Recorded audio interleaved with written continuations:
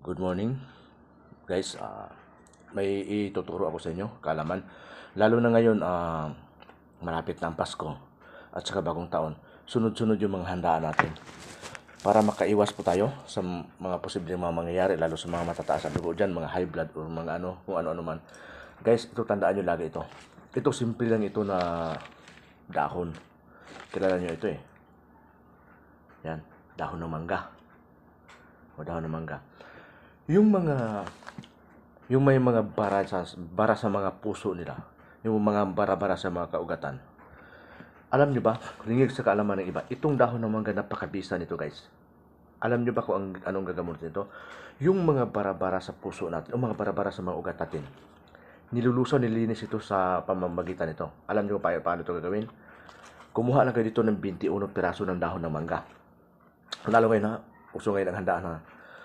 Huwag kayong mataranta. Pag may mangyayari mga ganun, ulit kayo nahirapan kayo huminga, kumuha kayo dito ng 21 piraso ng dahon ng mangga.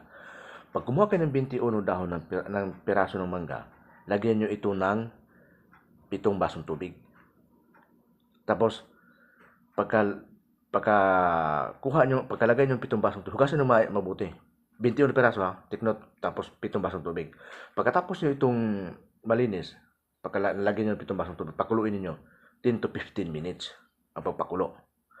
Tapos, ang pag-inom nito, kahit pa na kumain ka na, o kahit after kumain, o bago kumain, okay lang. Dahon po ng mangga. Alam nyo ba guys na napakarami nitong pwedeng gamutin sa katawan natin. Nililinis ang lahat ng mga ng mga, para iniiwasan ito na magkakaroon ka ng mga colon cancer, mga ganon. Nililinis yung natin, yung katawan natin nito ng dahon ng mangga. Pati yung mga ugat, ng mga parado ng mga ugat, o may mga bara sa puso, yung mga ganon. Nililinis ito. Nililinis sa pamamagitan nitong nilalaga na dahon ng mangga. Marami hindi nakakalam ito guys. Napakabisa nito. Dahon na ito ng mangga, pero marami itong pwedeng gawin para iligtas yung buhay natin. O lalo sa mga handaan ngayon. Uso ang handaan. Kung magkakataon man hindi man natin dinadasal, kung may part sa pamilya ninyo o kayo na mangyari na mahirapan huminga or may mga sakit o may mga barado na mga ugat, ito po ang gagawin nyo.